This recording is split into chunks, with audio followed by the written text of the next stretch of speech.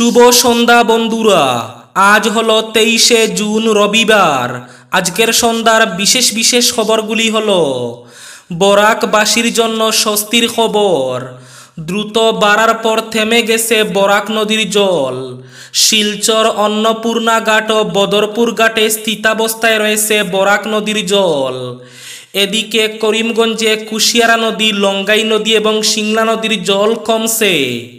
তবে কুশিয়ারা এবং লঙ্গাই নদীর জল এখনো বিপদ সীমার উপরে। বিস্তারিত থাকবে প্রতিবেদনে। করিমগঞ্জ জেলার বন্যা পরিস্থিতি এখনো ভয়াবহ।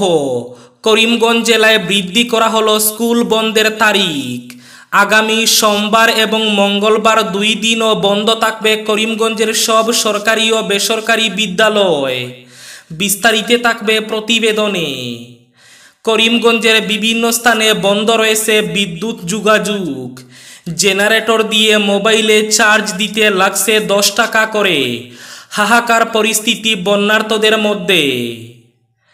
বন্যায় আশ্রয় নেওয়া মানুষদের সঠিকভাবে ত্রাণ বন্টনের নির্দেশ। করিমগঞ্জ জেলার 15 থেকে 20 কিলোমিটার বাঁধ নির্মাণ করা হবে। আজ করিমগঞ্জে সে ঘোষণা মন্ত্রী পীযূষ হাজারিকার। শিলচর কাছাড় জেলার লক্ষ্মীপুরে পুলিশের এনকাউন্টার। লক্ষ্মীপুরে পুলিশের গুলিতে আহত বিনধর্মী যুবতীকে নিয়ে পালিয়ে যাওয়া যুবক। আপাতত রাজনৈতিক সন্ন্যাস নিতে চলেছেন মৌলানা বদরুদ্দিন আজমল। জিএসটি বৈঠকে বড় পদক্ষেপ নির্মলা সীতারমণের। কমছে দুধের দাম। করমুক্ত প্ল্যাটফর্ম টিকিট। ট্রেনের প্ল্যাটফর্ম টিকিট থেকে মিল্ক ক্যান। একাধিক পণ্যে কমল জিএসটি। বিস্তারিত থাকবে প্রতিবেদনে। এদিকে জালিয়াতি রুখতে দেশ জুড়ে আধার দিয়ে যাচাই হবে। জিএসটি রিটার্নে পাবেন আরও সুবিধা। বরাকের লাইফলাইন হিসাবে পরিচিত বেহাল 6 নম্বর জাতীয় সড়কে অবরোধ অব্যাহত। 2 দিনে চলাচলযোগ্য হবে বললেন এনএইচই। পাতারকান্দির বুবরিঘাট বাগানে বাংলাদেশি টাকা, মোবাইল ঘড়ি, টর্চ উদ্ধারে তীব্র চাঞ্চল্য। এবং শেষ খবরটি, প্যাকেটজাত খাদ্য সামগ্রীতে কোনো তারিখ উল্লেখ না করে দিব্যি ব্যবসা চালাচ্ছে করিমগঞ্জের একাংশ বেকারি। জেলা শাসকের দৃষ্টি আকর্ষণ সচেতন মহলের।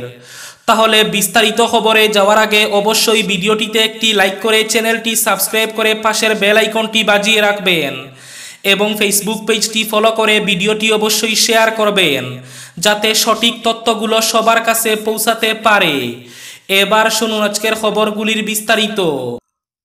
প্রথম খবর, বরাকবাসীর জন্য স্বস্তির খবর। দ্রুত গতিতে বাড়ার পর এবার থেমে গেছে বরাক নদীর জল। শিলচর অন্নপূর্ণা ঘাট ও বদরপুর ঘাটে থেমে রয়েছে বরাক নদীর জল। এদিকে করিমগঞ্জে কুশিয়ারা, লঙ্গাই এবং সিংলা নদীর জল আবার কমছে। তবে কুশিয়ারা নদী এবং লঙ্গাই নদী এখনো বিপদ সীমার উপরে। শুধু সিংলা নদী বিপদ সীমার নিচে রয়েছে। বন্যার ত্রাণ সঠিকভাবে বন্টনের নির্দেশ। আজ করিমগঞ্জে এসে করিমগঞ্জের বন্যা পরিস্থিতি খতিয়ে দেখলেন মন্ত্রী পীযূষ হাজারিকা।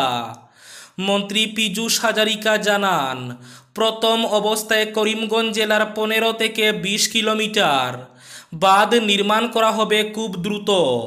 এর জন্য জল সম্পদ বিভাগকে অধ্যয়ন করে সঠিক পরিকল্পনা প্রস্তুতের জন্য নির্দেশ দিয়েছেন। অন্যদিকে আশ্রয় শিবিরে পরিস্থিতি নিয়ে বৈঠক করে বন্যাক্রান্তদের জন্য সঠিকভাবে খাদ্য, পশু খাদ্য, চিকিৎসাজনিত সুবিধা সঠিকভাবে প্রদানের জন্য নির্দেশ দিয়েছেন। করিমগঞ্জ জেলার বন্যা পরিস্থিতি এখনও অপরিবর্তিত। সেই সঙ্গে অনেক স্কুলে এখনও ত্রাণ শিবির রয়েছে। তাই আবার বৃদ্ধি করা হলো 2 দিন স্কুল বন্ধের তারিখ।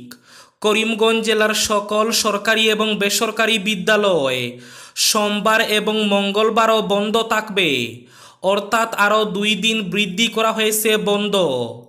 এদিকে করিমগঞ্জে বন্যা পরিস্থিতির জন্য বিভিন্ন স্থানে বন্ধ করে রাখা হয়েছে বিদ্যুৎ পরিষেবা। তাই মোবাইল চার্জের জন্য হাহাকার লেগেছে করিমগঞ্জবাসীর মধ্যে। বিভিন্ন স্থানে বিদ্যুৎ পরিষেবা বন্ধ থাকার জন্য জেনারেটর দিয়ে মোবাইল চার্জ দিতে হচ্ছে জনগণকে। এতে প্রতিটি মোবাইল চার্জ করতে দিতে হচ্ছে 10 টাকা করে। এবার শিলচর কাছাড়ের লক্ষ্মীপুরে পুলিশের এনকাউন্টার। লক্ষ্মীপুরে চলল গুলি, তবে কোনো মাদক পাচারকারী বা ডাকাতকে লক্ষ্য করে নয়, বিনধর্মী যুবতীকে নিয়ে পালিয়ে যাওয়া এক যুবকের বিরুদ্ধে পুলিশের এনকাউন্টারে গুরুতর আহত হয়েছে ওই যুবক। ঘটনাটি ঘটেছে রবিবার বেলা 2টা নাগাদ লক্ষ্মীপুরের বাঁশকান্দি এলাকায়। জানা যায় লক্ষ্মীপুর থানা এলাকার বিন্নাকান্দি বাগানের 2 সন্তানের জনক মান্নান আহমেদ বৃহস্পতিবার স্কটপুর চা বাগানের রিক্রিয়েশন পদবীর বছর 25-এর এক যুবতীকে নিয়ে পালিয়েছিলেন। শুক্রবার বাঁশকান্দি পুলিশ ফাঁড়িতে অপহরণ সংক্রান্ত মামলা দায়ের করেন যুবতীর বাবা। এরপর থেকে হিন্দুত্ববাদী কয়েকটি সংগঠন পুলিশের উপর চাপ সৃষ্টি করে।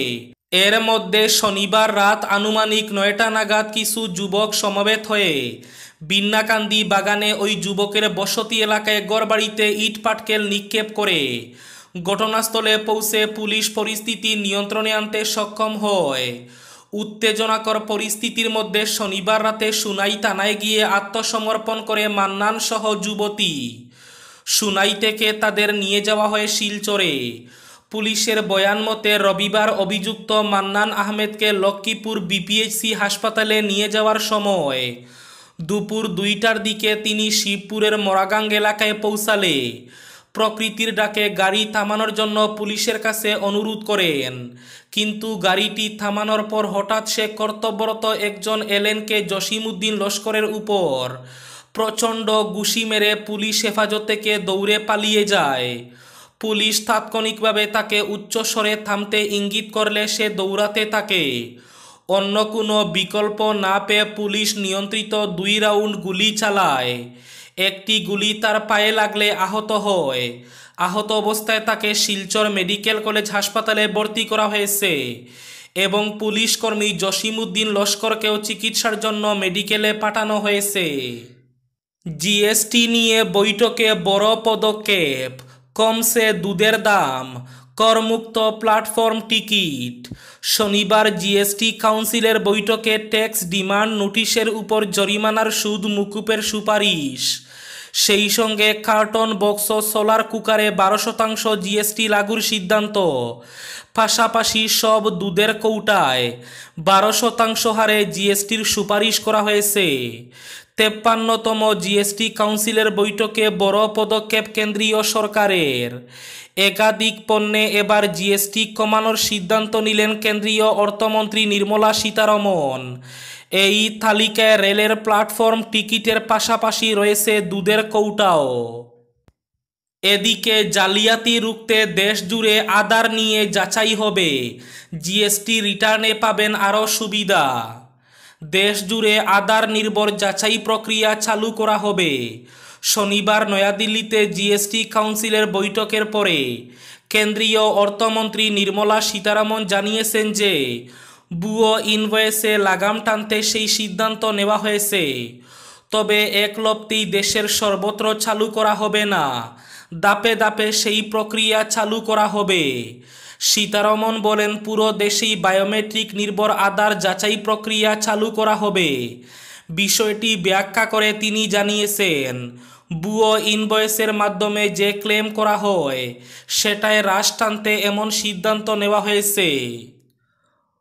বরাকের লাইফলাইন 6 নম্বর জাতীয় সড়কে অবরোধ অব্যাহত, দুদিনেই চলাচলযোগ্য হবে বললেন এনএইচই।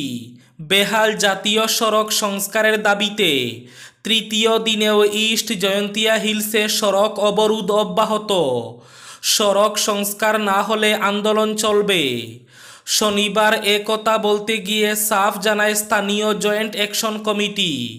তাদের বক্তব্য হলো, গত 2 মাস আগে এমন প্রতিবাদ কর্মসূচি হাতে নিলে সংস্কারের প্রতিশ্রুতি দিয়ে কথা রাখেনি প্রশাসন, তাই আর নয়, পুরোপুরি সড়ক সংস্কার না হলে অবরোধ অব্যাহত থাকবে। আপাতত রাজনৈতিক সন্ন্যাস নিতে চলেছেন আজমল। রাজনীতি থেকে আপাতত সন্ন্যাস নিতে চলেছেন মৌলানা বদরুদ্দিন আজমল। মানুষের জন্য কাজ করতে চেয়েছিলাম, কিন্তু তারাই যখন মুখ ঘুরিয়ে নিয়েছেন তখন আর কাদের জন্য? শনিবার মৌলানা বদরুদ্দিন আজমলের কথায় সেই ইঙ্গিতই স্পষ্ট হয়ে উঠেছে। হজ সেরে মদিনা শরীফে আসার মাঝে করিমগঞ্জ তথা বরাকে বন্যা পরিস্থিতির অবনতির কথা জেনে পীড়িতদের কল্যাণের জন্য প্রার্থনা করেছেন মৌলানা বদরুদ্দিন আজমল। তিনি এ ব্যাপারে এদিন বিভিন্ন সংবাদ মাধ্যমকে এ সংক্রান্ত ভিডিও বার্তা পাঠিয়েছেন। মৌলানা বদরুদ্দিন আজমল বলেন, রাজ্যের এই প্রাকৃতিক দুর্যোগের সময়ে জমিয়ত AIUDF বা আজমল ফাউন্ডেশনের সদস্যদের কাছে সাধ্যমতো আর্থিক বা অন্যভাবে সাহায্যের জন্য বলেছেন।